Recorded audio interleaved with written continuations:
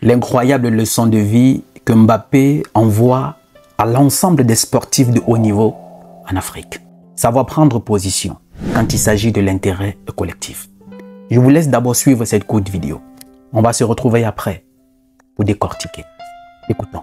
Je pense qu'on est dans un moment crucial dans l'histoire de notre pays. Il faut savoir faire la part des choses et avoir le sens des priorités. L'euro a une place très importante dans nos carrières, mais je pense qu'on est des citoyens avant tout et je pense qu'on ne doit pas être déconnecté du monde qui nous entoure et encore moins quand ça concerne notre pays. Voilà. On sait qu'on est dans un moment très important de l'histoire de notre pays, une situation inédite. Donc c'est pour ça que j'ai vraiment envie de m'adresser à tout le peuple français et surtout à la jeune génération. Je pense qu'on est une génération qui peut faire la différence. Aujourd'hui, on voit très bien que les extrêmes sont aux portes du pouvoir et on a l'opportunité de choisir le futur de notre pays. Et c'est pour ça que j'appelle à tous les jeunes d'aller voter, de vraiment prendre conscience de l'importance de la situation. J'espère que ma voix va porter un maximum parce que le pays, on a besoin de s'identifier à ce pays. On a besoin de s'identifier à nos valeurs qui sont des valeurs de mixité, de tolérance, de respect. Et ça, c'est indéniable. Et je fais confiance à tous les Français. Je sais qu'il y a pas mal de jeunes qui se disent oui, mais une voix va rien changer. Au contraire, chaque voix compte.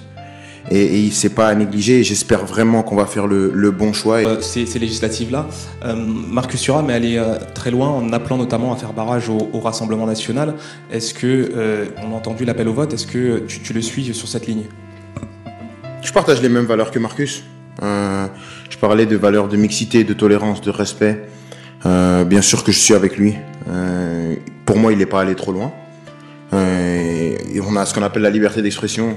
Donc je pense qu'on est toujours dans un pays où il y a la liberté d'expression. Est-ce que Kylian Mbappé, capitaine de l'équipe de France, appelle à ne surtout pas voter pour le Rassemblement national? Merci. Kylian Mbappé est contre les extrêmes, contre les idées qui divisent. Comme j'ai dit, on a l'opportunité de choisir le futur de notre pays. Et c'est une tâche qu'il faut souligner, c'est très important. Et je pense que vous en avez pleinement conscience ici, mais peut-être qu'il y a plein de jeunes qui n'en ont pas forcément conscience, pas consciemment, mais inconsciemment, quand on voit le taux d'abstention, que ce soit dans les campagnes, dans les banlieues, partout. C'est pour ça que j'essaye de donner la voix pour vraiment parler à ces gens de ma génération, parce que j'étais dans cette caractéristique-là, étant plus jeune, de se dire ma voix, elle va pas changer. Si, la voix, elle va changer, et l'importance et l'urgence de la situation fait qu'aujourd'hui, comme j'ai dit, j'ai envie d'être fier de porter ce maillot le 7. J'ai pas envie de représenter un pays qui correspond pas à mes valeurs, qui correspond pas à nos valeurs, parce que je pense et j'espère qu'on est tous dans le même cas. Donc c'est pour ça qu'il faut pas se cacher. On dit souvent qu'il faut pas mélanger politique et foot. Je suis d'accord quand ça concerne des broutilles, mais quand c'est des situations comme celle-ci, c'est très important. Et c'est plus important, comme j'ai dit, que le match de demain. Et c'est une vérité, et j'espère qu'on m'en voudra pas. Parce que aujourd'hui, le pays il est dans une situation qui est très importante. Et je suis contre la division. Je suis pour des idées qui rassemblent et des valeurs qui sont communes, qui sont sur la mixité, le respect et la tolérance. Un sportif de haut niveau est celui qui sait prendre position quand il le faut et surtout quand cela y va de l'intérêt collectif, l'intérêt du peuple. Ce qui est contraire à la quasi-totalité des sportifs du continent africain. Avec tout ce qui se passe sur le continent africain, injustice, guerre, corruption, manipulation, chantage, enlèvement, tous sont silencieux, muets et aveugles.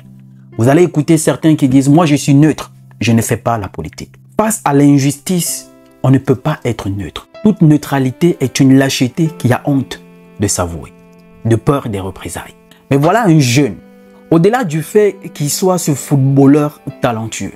On pourra lui reprocher soit son arrogance, soit sa grosse tête, mais on ne peut pas lui enlever sa lucidité et son élégance intellectuelle. C'est un bon communicant. Il n'a pas peur de prendre position. On va resituer les choses dans le contexte pour que vous puissiez comprendre. Récemment, aux élections européennes, c'est le Rassemblement national qui est venu en tête. Le Rassemblement national, c'est le parti de Marine Le Pen. Nous connaissons tous les idées du Rassemblement national. Je vous donne un peu l'idéologie de ce parti politique, souvent rattaché au courant national populiste. Il se distingue par sa xénophobie, notamment à travers son opposition à l'immigration et à la défense du principe de préférence nationale. C'est un parti politique, nous connaissons tous le parti de Marine Le Pen, tout sauf l'immigration.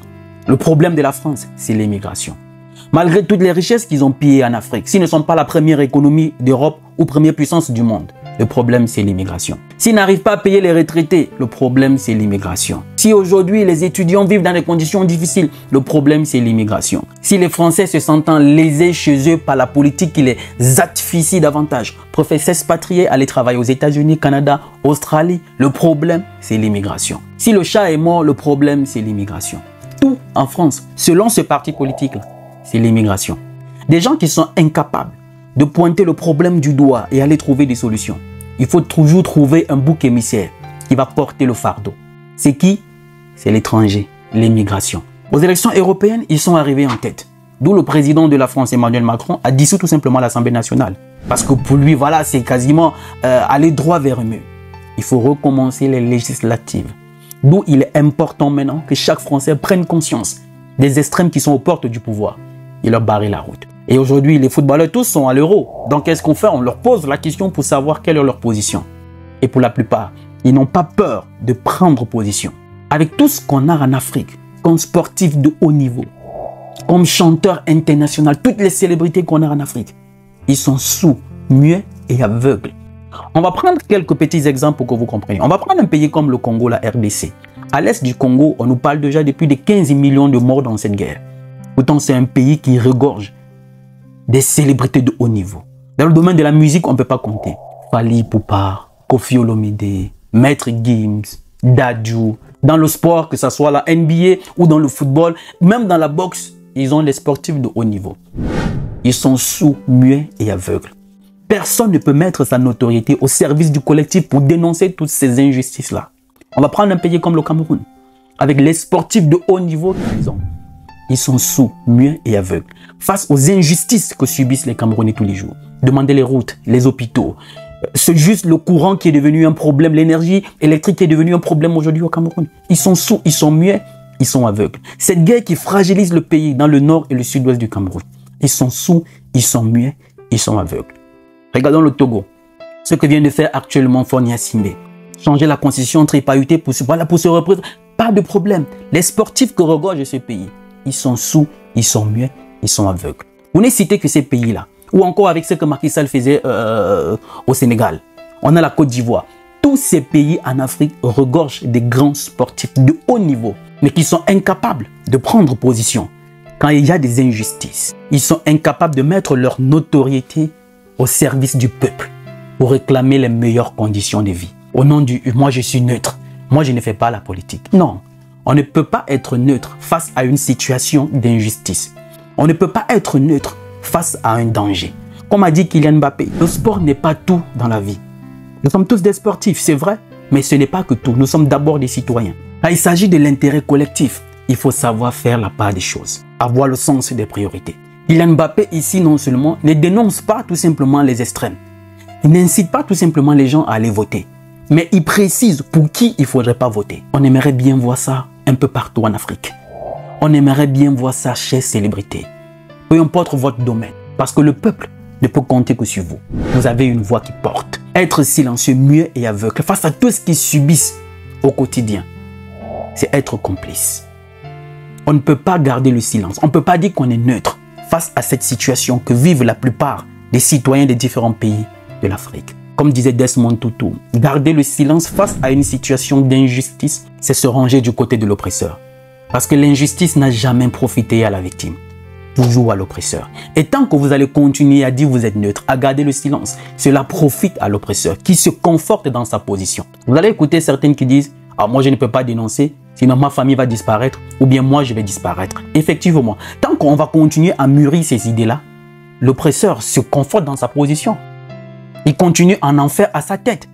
Mais si tout le monde dénonçait, si autant que vous étiez, vous mettez votre voix au service du collectif comme font ces sportifs en ce moment-là, on ne pourra pas tous vous éliminer. Non, les choses changeraient. Le plus grand voyage commence par un premier pas. Il faut bien qu'on le fasse. Il faut bien que vous le fassiez. Il faut bien que vous le fassiez. Toute neutralité est une lâcheté qui a honte de s'avouer, de peur des représailles. La neutralité, ce sont que des mots. On ne peut pas être neutre. Dans son cœur, on a déjà pris position. Je dis bien ici, Kylian Mbappé ne dit pas seulement aux jeunes d'aller voter massivement, mais il dit pour qui il ne faudrait pas voter. Nous connaissons tous les situations politiques dans nos pays. Nous savons la réalité. Nous savons pour qui il ne faudrait pas voter. Pour les gens qui sont là depuis très longtemps mais qui n'ont rien foutu. Vous n'êtes pas capable de prendre position et d'assumer vos positions.